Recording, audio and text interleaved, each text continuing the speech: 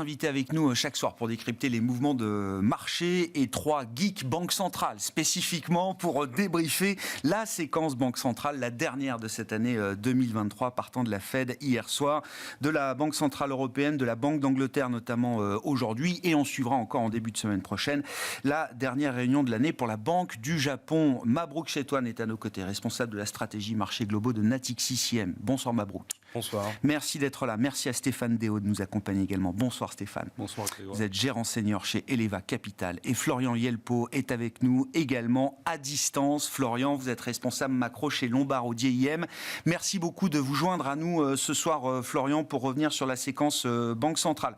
Mabrouk, je commence avec vous. Partant de la Fed, bien sûr. Je décrivais un pivot d'anthologie soumis évidemment à vos commentaires et votre analyse, mais je cite Jérôme Powell sur la séquence, le 1er décembre, c'est pas non plus 2023, pas non plus il y a 6 mois de ça, il est prématuré de spéculer sur des baisses de taux. 15 jours après, c'est-à-dire hier soir, Jérôme Powell, des baisses de taux sont en vue pour 2024. Nous sommes conscients du risque de maintenir un niveau restrictif trop longtemps. Nous sommes très concentrés pour ne pas commettre cette erreur. Il n'y a pas de raison que nous attendions que l'inflation soit revenue à 2% strictement pour commencer à envisager ou pour commencer à recalibrer notre politique monétaire. Que s'est-il passé en 15 jours ? Alors, le plot twist, il est effectivement assez intéressant. On a l'habitude, quand on regarde un peu historiquement les volte-face ou alors les changements d'orientation de politique monétaire, on a l'habitude de les voir préparés par d'autres membres, effectivement. Donc, on a le gouverneur Fabien Waller qui avait indiqué, par ailleurs, que c'était le moment d'envisager, effectivement, des baisses de taux. Alors, ce qui est assez intéressant, c'est qu'on a à la fois donc cette perspective de baisse de taux que tout le monde attendait quelque part pour 2024, mais qu'elle soit annoncée de manière aussi prématurée, ça surprend un peu. Avec la petite phrase que vous avez citée par ailleurs, il est entre guillemets compliqué de prolonger, de maintenir pour une période de temps assez longue finalement des taux d'intérêt ou des conditions monétaires trop restrictives. La question, c'est que le marché, en fait, il s'est tout de suite engouffré dans la brèche et a tout de suite vu, finalement, il faut absolument ne pas contraindre les conditions financières pour une période de temps relativement longue. Le problème, c'est que Jérôme Powell, là encore, il a quand même agi de manière assez magistrale, je trouve, puisqu'il s'est laissé toutes les options possibles, sans préciser, effectivement, qu'est-ce qu'il entendait par période de temps relativement longue. Il ne faut pas s'accrocher, finalement, à des taux d'intérêt trop élevés, pour reprendre un peu sa citation de manière plus exacte. Et donc, in fine, le marché s'est dit, chouette, effectivement, on n'est pas sur des baisses de taux attendues pour le Q3 ou le Q4 de l'année prochaine, mais plutôt sur le Q1. Et donc, on a effectivement le scénario, du moins les attentes du marché qui se sont vues corroborées, puisque les taux d'intérêt ont commencé à baisser depuis le mois de novembre, en quelque sorte. Et donc, in fine, le marché s'est dit, le scénario finalement attendu se réalise. Le bras de fer que les marchés avaient entamé avec la Fed, la Fed l'a perdu, donc pour ainsi dire. Et globalement, on est parti maintenant sur un mood extrêmement positif. Le Goldilocks scénario, donc les taux d'intérêt baissent, les marchés obligataires effectivement voient leur cours progresser, les marchés actions c'est pareil, et tous les actifs effectivement qui sont vus délaissés par les investisseurs, par effectivement des petites capitalisations, elles effectivement retrouvent un peu de respiration parce que les conditions monétaires encore une fois se détendent. Donc en fait, finalement, on a un scénario extrêmement positif. Le marché a remporté sa bataille, du moins c'est ce qu'il pense, par rapport à la Fed. Stéphane, vos commentaires évidemment sur ce qui s'est passé hier soir, en ayant suivi tous la conférence de presse de Jérôme Powell, à aucun moment je n'ai senti Jérôme Powell chercher sérieusement à s'inquiéter de l'assouplissement des conditions financières, remettre en cause le calendrier des anticipations de baisse de taux tel que le marché le voit pour 2024, ni même s'inquiéter d'un risque potentiel de surchauffe ou de redémarrage de l'économie américaine. Stéphane. Oui. Alors, pour être très honnête avec vous, j'ai été assez surpris hier soir. Je ne m'attendais pas du tout à ce qu'on ait un discours aussi dovish que ça. En fait, moi, il y a 3 points. Le premier point, c'est si vous regardez l'inflation, elle baisse, ça c'est indubitable. Mais si on regarde vraiment dans le détail, la Fed nous a dit l'indicateur principal, c'est le supercore. Bon, très bien. Alors moi, je regarde le supercore, puisqu'on me dit de regarder le supercore. Donc supercore, caractérisé, c'est les... Donc en fait, vous enlevez pétrole, alimentaire, et puis vous enlevez après les prix immobiliers qui ont envie un peu... Si l'inflation des services hors immobilier, c'est comme ça que vous regardez sur les 3 derniers mois, on est sur une tendance à 5%. Donc oui, l'inflation baisse, mais enfin, quand on regarde vraiment dans les détails, on a un peu l'impression qu'on arrive sur le dur, et que le 2%, c'est plus du wishful thinking que quelque chose qu'on peut vraiment avoir. Bon. Après, c'est une vue de court terme, on verra plus tard. Si je regarde l'activité, je rappelle quand même que le PIB américain a progressé de 8% en termes nominaux au troisième trimestre. C'est pas mal, 8%. Donc, on me dit ralentissement, oui, alors on ne va pas rester à 8% pour les siècles et les siècles, mais enfin, on reste sur des tendances qui sont très fortes. On a eu les données de vente de détail aujourd'hui qui étaient bonnes, enfin, etc., etc. Le chômage est au plus bas historique. Donc voilà. Et après, il y a les conditions financières. Alors, c'est assez rigolo parce que Powell nous a dit plutôt il y a quelques semaines, les conditions financières sont restrictives, d'où l'interprétation du marché, c'est trop restrictif, il faut baisser les taux. Sauf qu'il y a la Fed de Chicago qui publie un indice des conditions financières et on est au plus bas depuis mars 2022. Alors pourquoi mars 2022 ? Parce que c'est la première hausse de taux de la Fed. Donc en fait, on n'est pas du tout sur des conditions restrictives. Au contraire, tous les indicateurs de conditions financières vous disent qu'on est plutôt assez relâché, détendu. Oui, très détendu. Moins restrictif qu'il n'y paraît peut-être. Donc quand je fais la somme, j'ai une inflation qui baisse indubitablement, mais on commence à voir une petite faiblesse sur la vitesse de la baisse, voire une stabilisation à un niveau qui est au-dessus de 2%. Une activité qui, oui, ralentit, mais on était à des niveaux stratosphériques et on reste sur des niveaux très très bons, et des conditions financières qui ne sont pas restrictives. C'est pas vrai. Quand on fait le calcul, Bloomberg a un indicateur, Goldman a un indicateur qui raconte la même chose. Le mois de novembre a été le mois qui a vu la détente la plus spectaculaire sur un mois des conditions financières. Oui, vous avez gagné quasiment 100 points de base sur le 10 ans américain. Donc 100 points de base de baisse, c'est un boost énorme. Dans le jeu de la communication, alors je sais, pour en avoir discuté avec certains, on pouvait attendre, par exemple, un communiqué Dovish, on pouvait attendre peut-être des points, des projections de Dodds, peut-être un peu plus accommodantes pour 2024, mais dans ce cas-là, on anticipait une conférence de presse qui soit un petit peu en compensation d'un communiqué trop Dovish. Ou l'inverse, le communiqué aurait pu être hawkish et Jérôme Powell dovish dans la conférence de presse. Il y a toujours ce jeu un peu good cop, bad cop. C'est ce qu'on pouvait imaginer hier soir. Ça n'a pas été le cas. Le statement est dovish, les dots sont dovish, Jérôme Powell a été dovish tout au long de la conférence de presse. Ils ont tout mis sur le rouge. Est-ce que la Fed voit quelque chose de négatif devant nous, qu'on ne voit pas encore, nous, dans les marchés, et qu'on ne voit peut-être même pas, d'ailleurs, dans les projections économiques nouvelles qui ont été faites par la Réserve fédérale américaine? Alors, c'est souvent l'argument qu'on sort que la Banque centrale a vu quelque chose qu'on n'a pas vu. Honnêtement, ils ont beaucoup plus de finesse dans l'information. Je serais extrêmement surpris qu'il y ait quelque chose de vraiment grave qu'on n'a pas vu. C'est toujours possible. Donc c'est vraiment un pivot naturel. Si vous regardez par exemple sur le marché monétaire, je ne veux pas être trop technique, mais on voit le taux d'emprunt interbancaire qui commence à s'écarter. Donc très clairement, il y a des choses bizarres qui se passent. En tout cas, pour les mauvais emprunteurs, c'est-à-dire probablement les petites banques régionales qui commencent à avoir des problèmes de liquidité. Mais ce n'est pas systémique, ça ne justifie pas un pivot. Non, c'est juste un pivot, il faut le prendre tel qu'il est. Et donc, c'est un gros changement pour moi. Est-ce que, je passe la parole à Florian dans un instant, mais Mabrouk, est-ce que ce qu'on a vu du discours et des nouvelles projections économiques de la Fed, est-ce que c'est un comportement naturel pour une banque centrale? Est-ce que la communication d'hier obéit à, je ne sais pas, des règles monétaires naturelles pour une banque centrale comme la Réserve fédérale américaine, qui n'aurait pas d'autre choix que de constater effectivement qu'il va falloir recalibrer le niveau de restriction monétaire au fur et à mesure que la croissance reviendra à ou sous son potentiel et que l'inflation continuera de refluer dans ce fameux dernier kilomètre. En fait, dans les fonctions de réaction des banques centrales, il y a on va dire pour la Fed les deux objectifs, la préservation effectivement de l'emploi donc et l'inflation.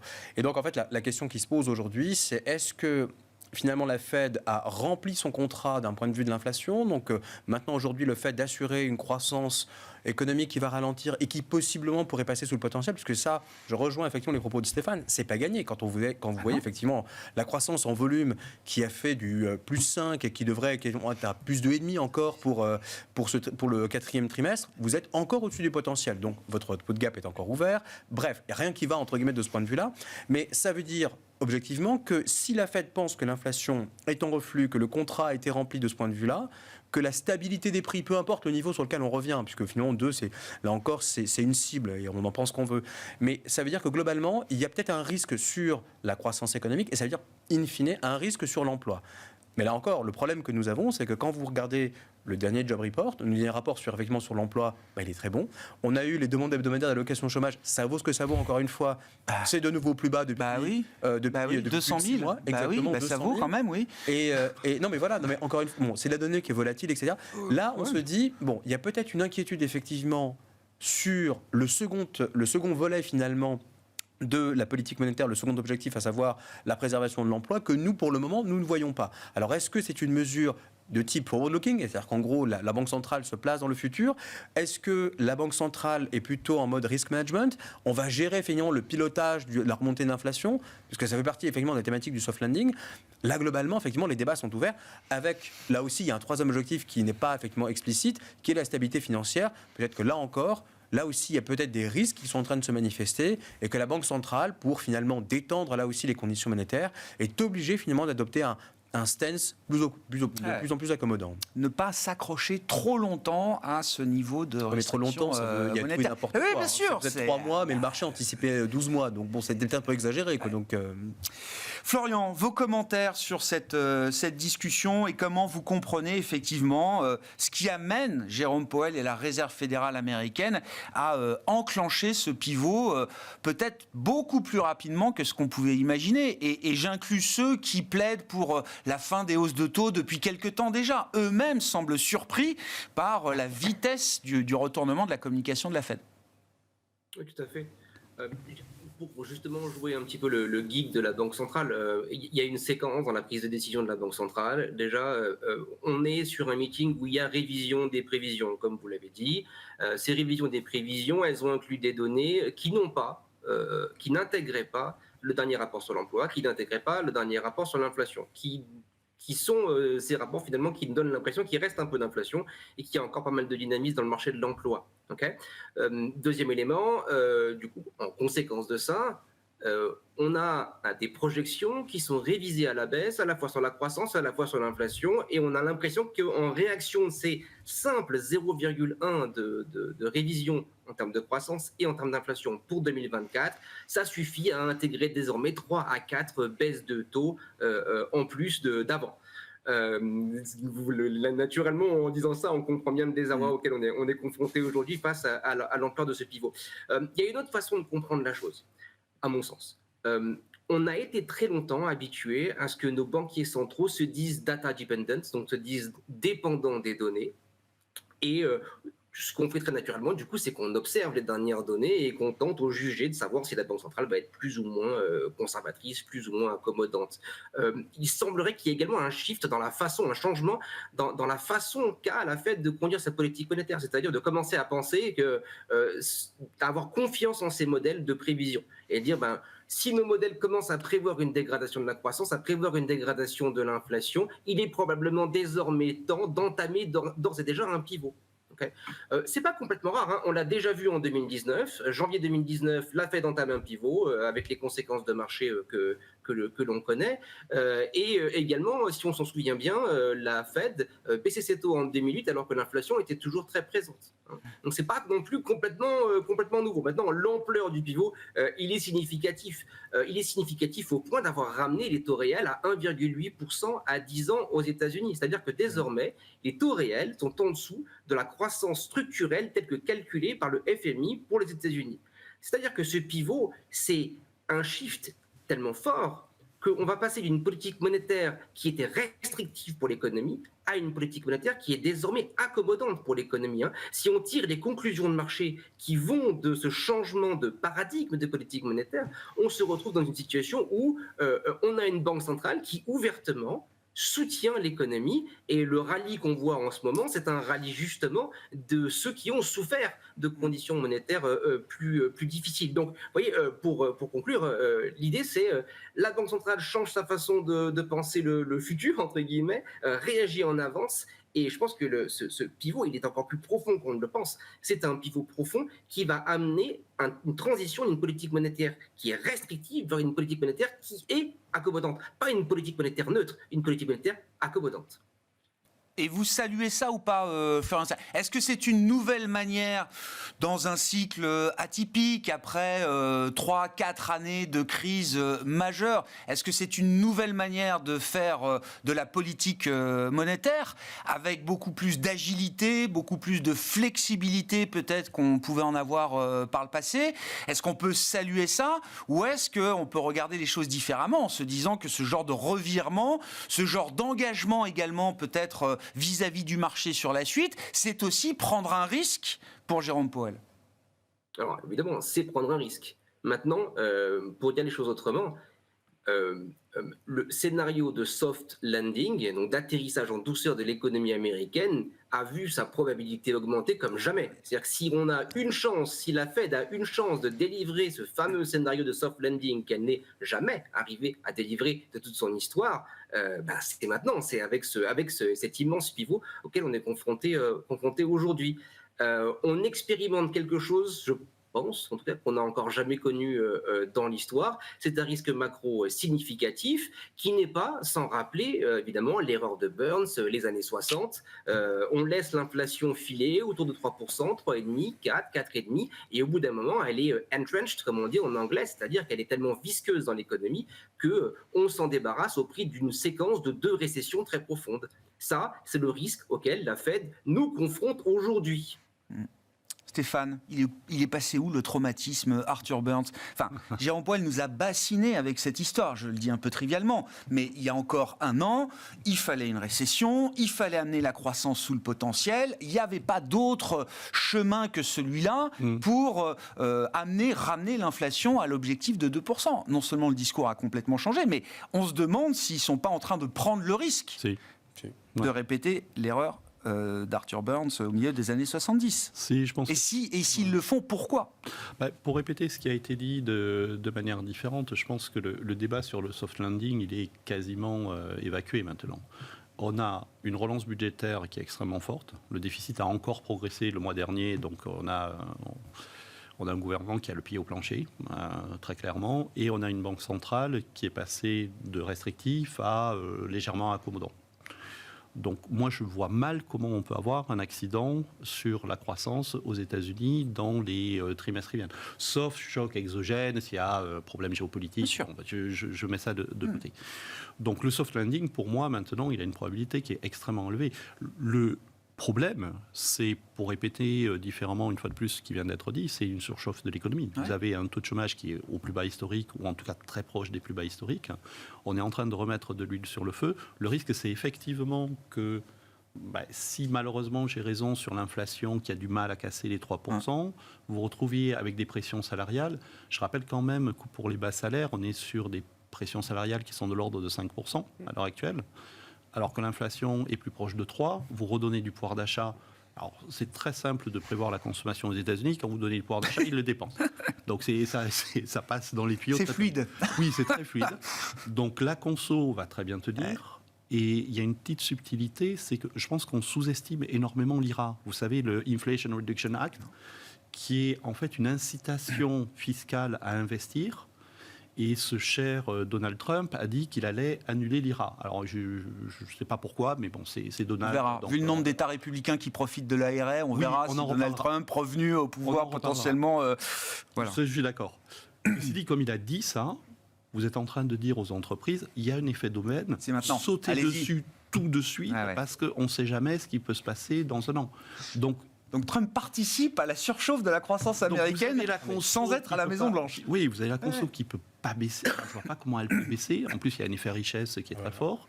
Vous avez les CAPEX qui vont tenir. Donc oui, je pense qu'il y a un vrai sujet.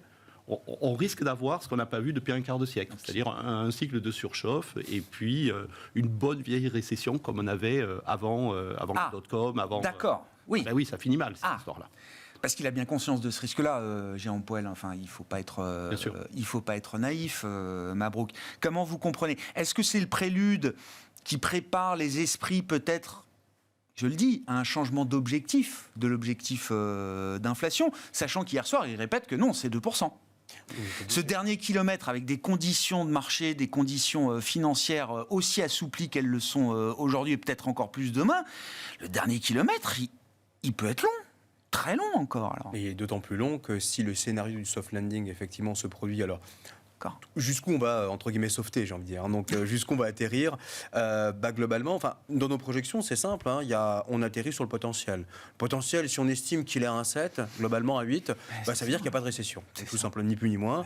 Et 1,7 à 8% de croissance aux États-Unis en rythme annualisé, sur un an, c'est quand même une performance de croissance, alors même que tout le monde prophétisait, on peut-être pas répéter l'erreur de 2023, où finalement tout le monde attendait une récession qui ne s'est jamais produite, bien au contraire. La croissance a même accéléré en 2023 par rapport à 2022, et bien finalement, on va avoir cette fois-ci un petit atterrissage, et ce qui veut dire un output gap qui ne se ferme pas, dépression inflationniste, et donc, in fine, on va se retrouver avec un monde qui aura profondément changé aux États-Unis, c'est-à-dire on va avoir, Stéphane le mentionnait, l'IRA qui va produire de plus en plus d'effets. Ça a commencé en 2023, ça va continuer en 2024. Et donc cet effet, par ailleurs, multiplicateur, dont on maîtrise mal, par ailleurs, les contours, parce qu'il transite par des incitations fiscales. C'est assez inhabituel, par ailleurs. Et donc, in fine, ça va produire des effets qui vont être positifs et multiplicatifs sur l'investissement et sur le potentiel. Si jamais ils parviennent, les Américains, à ce miracle qui est savoir de préserver le potentiel, voire même de le remonter après une crise, là, j'ai envie de dire, il n'y a aucune raison de maintenir une cible d'inflation effectivement à ce niveau-là. En tout cas, elle doit bouger elle aussi. C'est tout simplement de la logique pure. Et c'est une logique comptable. Il n'y a aucune dimension stochastique à l'intérieur. Et donc, in fine, on nous prépare peut-être effectivement à avoir une politique monétaire finalement qui ne va pas revenir vers, entre guillemets, un taux d'intérêt qui serait un taux d'intérêt neutre de 2,5% par exemple, comme c'est le cas effectivement dans les dot plots, mais possiblement beaucoup plus haut. Donc finalement, là aussi, il y a peut-être un double discours. C'est-à-dire qu'en gros, attention, effectivement, on commence aujourd'hui à ajuster de manière un peu plus précoce, mais pour atterrir finalement sur un niveau de taux d'intérêt à long terme qui sera plus élevé, et il va falloir faire avec. Ouais. C'est un plan ? Ça peut être un plan, une stratégie ? Ça peut être une stratégie de long terme. Si les banques centrales, effectivement, sont forward-looking, si elles anticipent effectivement ce qui va se passer, elles doivent se préparer à cette éventualité. Florian, comment est-ce que vous regardez, alors, discussion autour de la Fed, comment est-ce que vous regardez le décalage que ça crée avec nos banques centrales en Europe, la Banque d'Angleterre ou la Banque centrale européenne, qui, elles, sont restées à Jérôme Powell d'il y a 15 jours. C'est-à-dire prématuré de parler de baisse de taux, et pour l'instant, il faut que les taux restent à ces niveaux de restriction pour une période de temps encore étendue devant nous. Alors, je vais mettre ma casquette, ma broque chez Toine, du coup, pour répondre à la question. Ce qui est important de comprendre, je pense, à ce stade, c'est que la Fed était très, très mono-objectif pendant une longue période, c'est-à-dire inflation, au prix de l'emploi. Et elle semble être revenue à une approche multi-objectif, c'est-à-dire, oui, on veut ralentir l'inflation, mais on veut néanmoins opérer cet atterrissage en douceur. Côté BCE, ce n'est pas du tout le cas. Côté BCE, l'objectif, c'est la maîtrise de l'inflation. Encore une fois, les parallèles historiques parlent d'eux-mêmes. Repensons à la dernière hausse de taux de l'ère de Jean-Claude Trichet.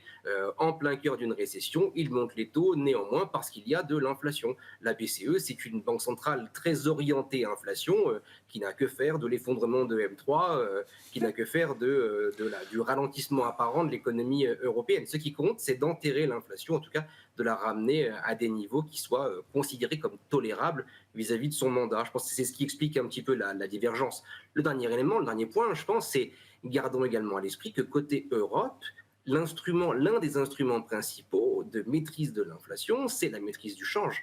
C'est-à-dire que là, c'est une aubaine pour la BCE. D'un côté, la Fed devient dovish, elle se permet de maintenir inchangés ses taux et ça fait monter l'euro vitesse grand V. Autrement dit, ça permet à toute la zone euro d'importer de la déflation, ce qui reste une médecine, disons, directe, forte et rapide pour guérir de l'inflation. Est-ce qu'il faut imaginer, Florian, une BCE qui resterait plus que jamais droite dans ses bottes par rapport au logiciel que vous avez décrit, par rapport à son mandat, qui peut aussi être interprété, qui a quand même une forme de flexibilité aussi dans le mandat de la BCE? Ou est-ce que ce qui s'est passé hier soir du côté de la Fed, c'est quand même demain pour la BCE et la Banque d'Angleterre un appel d'air, l'idée qu'on pourra quand même trouver de la liberté et des marges de manœuvre peut-être beaucoup plus rapidement que si on était resté en solo dans notre coin avec notre mandat? Oui.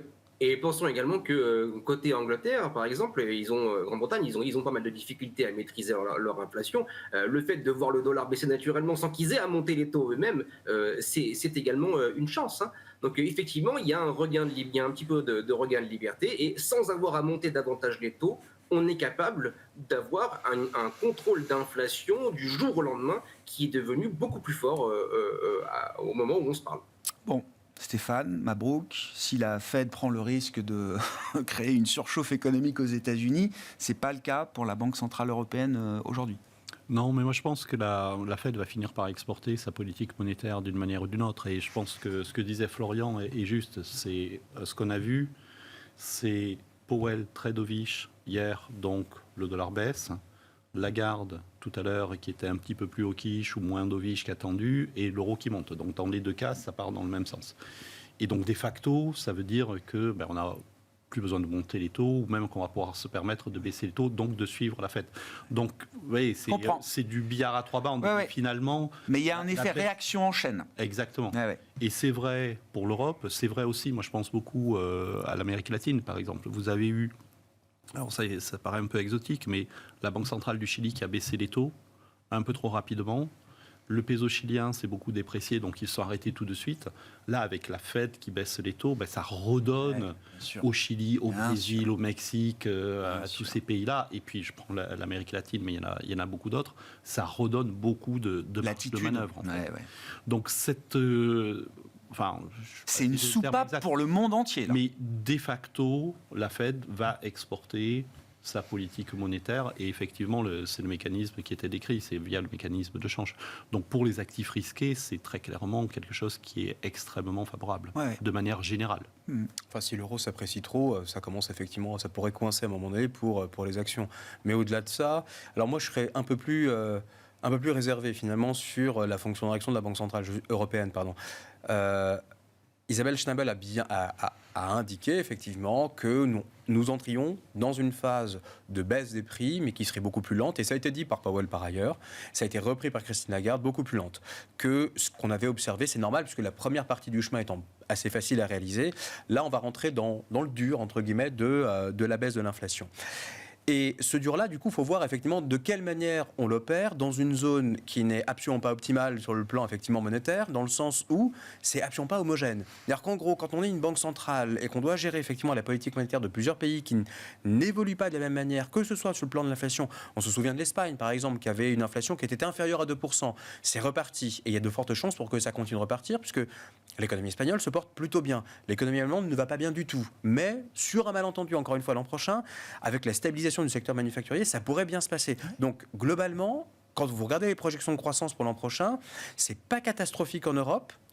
D'ailleurs, la BCE a indiqué, donc c'était 0,8 attendu. Les salaires réels positifs vont être un soutien pour la relance, la reprise de l'économie européenne. Exactement. Donc, elle a insisté plusieurs fois là-dessus, Christine Lagarde. Qui sera positive, qui sera sans doute plus forte dans certains pays qu'elle ne l'a été effectivement en 2023.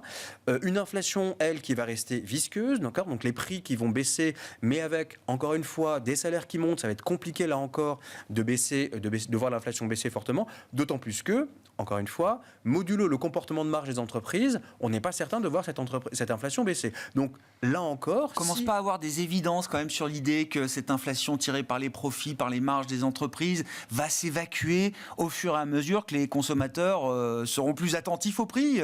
Mais si les salaires réels montent, dans ce cas-là, à un moment donné, c'est la question, c'est qu'on redonne du pouvoir d'achat par le canal de l'inflation. Les entreprises voient ça, il y a une incitation effectivement à maintenir des marges élevées. Donc clairement, en fait, le mécanisme effectivement de bouclage, mais qui ne transite pas uniquement par salaire, inflation, mais si on rajoute la question des profits, là encore, la question reste entière. Et donc, in fine, il ne faudra pas s'étonner non plus que la BCE retarde effectivement son ajustement de politique monétaire, parce qu'on est en retard sur le cycle américain, ni plus ni moins. Donc l'exportation effectivement de la politique monétaire américaine, ça va prendre un peu plus de temps. Et encore une fois, le meilleur moyen pour redonner un bol d'air au secteur manufacturier allemand qui souffre d'un prix de l'énergie qui est encore trop élevé, encore beaucoup plus élevé que par rapport à ce que les Allemands payaient avant l'invasion de l'Ukraine par la Russie, c'est un bol d'air immédiat et une injection finalement de dopamine dans l'économie qui va produire des effets assez rapides. Et donc ça encore une fois, les Allemands en ont besoin. Les Allemands en ont besoin et le change va le donner. Donc il n'y a pas de raison pour la BCE de se hâter à monter les taux. D'accord. De prendre tout de suite la roue de la Fed, non, il n'y a pas de raison. Ce serait une erreur de politique monétaire, mais dans l'autre sens pour le coup. Ouais, je comprends. Mais là, on comprendrait. Okay. Déjà que Powell a du mal à comprendre, alors la Lagarde, là, c'est même pas la peine. Bah oui, mais bon. Qu'est-ce qu'on dit de la politique de bilan? Alors là aussi, dans les sujets un peu techniques, Banque centrale, mais c'est des questions qui sont abordées régulièrement. Alors, la BCE a bougé sur le programme d'achat d'urgence pandémique, alors qui est pleinement réinvesti aujourd'hui, qu'il sera encore pendant les 6 premiers mois de l'année 2024. Ensuite, on va commencer à couper les réinvestissements en deux pour les éteindre complètement à la fin de l'année 2024. Pour les marchés globaux, c'est des sujets importants. On a les taux d'un côté avec des anticipations de baisse et on a des politiques de bilan qui sont toujours tournées vers la restriction, Stéphane. Est-ce que c'est cohérent? Est-ce que ça crée des dissonances? Est-ce que ça crée des perturbations? Non, pour moi, c'est pas... Enfin, en tout cas, sur le cas de la BCE, c'était un petit peu attendu de toute manière. C'est plutôt à la marge une bonne nouvelle, c'est-à-dire que la question c'est est-ce qu'ils réinvestissaient le PEPP ou pas. Là, ils nous donnent au moins 6 mois puisque c'est milieu d'année prochaine. Ça couvre toutes les émissions des États de début d'année? Oui, et puis après 7,5 milliards par mois, c'est pas énorme. J'ai fait les calculs, ça veut dire qu'on augmente le QT de 10 à 15% grosso modo. D'accord. Donc c'est forcément un support qui disparaît. Mais c'est pas la falaise non plus. Mais voilà, on est très très loin de quelque chose de très grave pour les marchés. Et en même temps, Christine Lagarde a dit et répété que de toute façon, il y avait une flexibilité sur le réinvestissement. Enfin, il faut appeler un chat un chat. Le risque, c'est les périphériques, en particulier l'Italie. C'est est-ce qu'on peut les soutenir? Si on enlève le soutien de la BCE, le risque, c'est que les spreads s'écartent et qu'il y ait un sujet. Et elle a dit et répété à plusieurs reprises qu'il y avait de la flexibilité sur les réinvestissements. Sous-entendu, si je réinvestis pas tout, la partie que je peux réinvestir, je peux déformer le réinvestissement sur un pays ou deux pour le soutenir. Donc l'un dans l'autre, ce que vous faites avec du QT, c'est vous rendez du papier au marché, vous prélevez des liquidités, mais on sait qu'il y a des liquidités excessives qui sont extrêmement importantes. On a encore en zone euro un niveau de liquidité excessif qui est très important. Qui est très très large. Et donc l'un dans l'autre, oui, ça joue à la marge. Mais pour moi, c'est vraiment marginal sur la dynamique des taux. Bon. Sur les marchés, Stéphane, alors vous l'avez dit, ce qu'on décrit là est favorable aux actifs risqués. On le voit déjà depuis plusieurs semaines et on a vu encore cette accélération hier du rallye dans le sillage de la communication de la Réserve fédérale américaine. C'est quoi? Est-ce qu'on en est au démarrage d'un nouveau cycle boursier d'une certaine manière? On va avoir le retour à la moyenne de tous les segments de marché complètement délaissés dont on ne parle plus puisqu'on est tous focalisés sur les 7 magnifiques et quelques poignées de méga cap. Alors, il y a un nouvel acronyme, c'est ça, Stéphane? Non, je dis c'est fini parce que j'ai fait les calculs juste avant d'arriver. Sur le S&P 500, vous avez 66% des entreprises qui ont surperformé sur le mois passé. Donc en fait, c'est plus les 7 magnifiques qui tirent le marché. Donc voilà, c'est ma question. Est-ce qu'on a quelque chose de nouveau qui laisse augurer de quelque chose d'assez sain et soutenable dans la dynamique de marché qu'on observe? Ou est-ce qu'il faut rester prudent avec l'idée que les fins de cycle, aussi longues soient-elles, amènent toujours leur lot d'exubérance et qu'on est peut-être en train d'entamer ce stage-là? Alors, les deux, mon général. Effectivement, moi je commence à avoir peur d'une surchauffe des États-Unis et effectivement, ces histoires-là finissent mal en général. Sauf que entre-temps, ça veut dire au moins quelques trimestres où les actifs risqués vont être très soutenus, où la croissance va être forte, etc., etc. Donc il faut être investi. Il faut être investi avec le doigt sur la gâchette pour sortir, mais il faut être investi. Ce qu'on voit depuis un mois, depuis le rallye des taux, c'est-à-dire la baisse des taux américains, c'est que vous avez effectivement les actions qui ont été pénalisées à cause de ce qu'on appelle la duration, c'est-à-dire leur exposition aux taux qui monte énormément, donc en particulier les small caps, les petites entreprises. Et ce que vous voyez, c'est que les cycliques performe très très bien aussi. Ce qui est logique. Si une fois de plus vous croyez à l'histoire que je remets de l'huile sur le feu et que je relance l'économie... Je prolonge le cycle, ou je le réanime même encore. Voilà. Les cycliques doivent performer et performer très bien. Et donc vous avez effectivement... Alors une fois de plus, je ne veux pas être trop technique, mais on regarde le momentum. Si vous regardez parmi les styles qui ont très très bien performer, c'est inverse momentum. C'est-à-dire ce qui avait très bien marché ne marche pas, et ce qui n'avait pas marché ou a été pénalisé rebondit. Si vous regardez les actions de mauvaise qualité avec un bêta élevé, pareil, elles ont très très bien performé. Donc on voit bien que on est en train de changer la logique de marché, on est en train de changer les caractéristiques fondamentales du marché. Et oui, je pense qu'il faut arriver à une rotation, clairement. Ouais. Ça peut rendre ce rallye durable encore quelques temps, Mabrouk ? À la seule condition que les banques centrales ne déçoivent pas. Parce que c'est ça un peu la difficulté. Alors encore une fois, Jérôme Powell a dit oui, on s'apprête à baisser les taux. Mais il s'est bien gardé de préciser quand.